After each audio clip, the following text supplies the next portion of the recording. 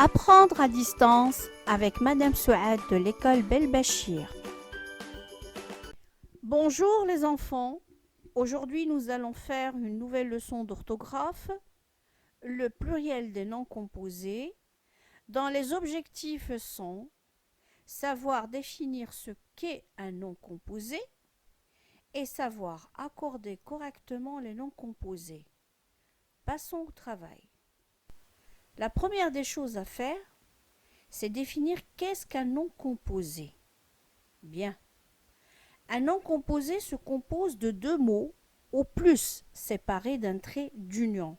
Exemple, un arc-en-ciel, un chou-fleur, un gratte-ciel, un coffre-fort et un passe-partout. Nous allons maintenant passer pour voir quels sont les mots qui constituent les noms composés. Regardons ces exemples. Un arc-en-ciel. Le nom composé arc-en-ciel se compose d'un nom, arc, en préposition et ciel, le nom. Deuxième nom composé, coffre-fort. Il se compose du nom coffre et fort adjectif. Troisième nom, gratte-ciel. Il se compose du verbe gratte et du nom ciel. Et enfin, passe-partout, il se compose du verbe passe, c'est passé, et partout, un adverbe. Donc, les mots qui constituent les noms composés sont l'adjectif qualificatif, l'adverbe, le verbe, la préposition et le nom. Maintenant, nous allons passer pour voir comment accorder les noms composés. Pour accorder les noms composés, il faut déterminer la nature du mot. Aucun accord, c'est-à-dire les mots qui ne s'accordent pas et qu'on a déjà vus auparavant sont les adverbes, les verbes et les prépositions. En revanche, les mots qui s'accordent sont les noms mais pas toutes les fois et les adjectifs qualificatifs. Maintenant, nous allons voir les accords. Comment accorder les noms composés. Commençons par le premier exemple. Un mot, puis un nom composé qui se compose de deux noms. Nom et nom. Exemple, un chou-fleur, au pluriel, c'est des choux-fleurs. Fleur ici, c'est un adjectif, c'est-à-dire qu'on a le chou comme une fleur. Le nom fleur vient pour qualifier les choux. Donc, les deux s'accordent. Un autre exemple, un oiseau-mouche, des oiseaux-mouches, les deux noms s'accordent. Alors, c'est un oiseau comme une mouche.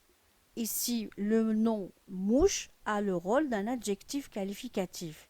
Il qualifie le nom oiseau. Dans ce cas, les deux mots s'accordent.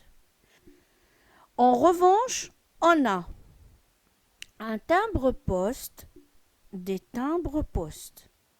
On constate que seul le premier nom s'accorde. Pourquoi? Car poste est un CDN, un complément du nom timbre. La préposition n'est pas exprimée, mais poste est un CDN, il complète le nom timbre. Seul le premier nom s'accorde, le deuxième est un CDN, il ne s'accorde pas. Passons maintenant au deuxième nom composé qui se compose soit d'un nom et un adjectif ou un adjectif et un nom. Prenons par exemple un coffre-fort, des coffres-forts. Les deux mots s'accordent. Un grand-père, des grands-pères, les deux mots s'accordent. Troisième nom qui se compose d'un nom, d'une préposition et d'un autre nom. Exemple, un arc-en-ciel, des arcs-en-ciel. Seul le premier mot s'accorde. Pourquoi? Parce que en ciel est un complément du nom arc. Ils ne s'accordent pas. Maintenant, nous passons pour voir un autre nom composé qui se compose d'un verbe et d'un nom. Exemple, un porte-manteau, des porte-manteaux. Alors, le verbe, on a dit, il ne s'accorde jamais. Par contre, manteau s'accorde. Parce que manteau est un COD. C'est un COD. Et on dit porter les manteaux. Porter quoi? Les manteaux. Dans ce cas, seul le deuxième mot s'accorde. Deuxième exemple, un chasse-neige. Des chasse-neige. Ici, chasser la neige. Il n'y a qu'une seule neige. Dans ce cas, aucun mot ne s'accorde. Passons maintenant à un autre nom composé, mais maintenant qui se compose d'un verbe et un adverbe. Déjà, on a dit que le verbe et l'adverbe ne s'accordent pas. Prenons par exemple un passe-partout, des passe-partout, aucun accord pour les deux mots. L'exemple qui suit, ou bien le nom suivant, qui se compose d'un verbe et d'un verbe. Les deux verbes. Toujours le verbe ne s'accorde pas. Dans l'exemple un laisser-aller, des laisser-aller, aucun accord pour les deux verbes. Maintenant, nous allons voir encore un autre nom composé qui se compose d'une préposition et d'un nom.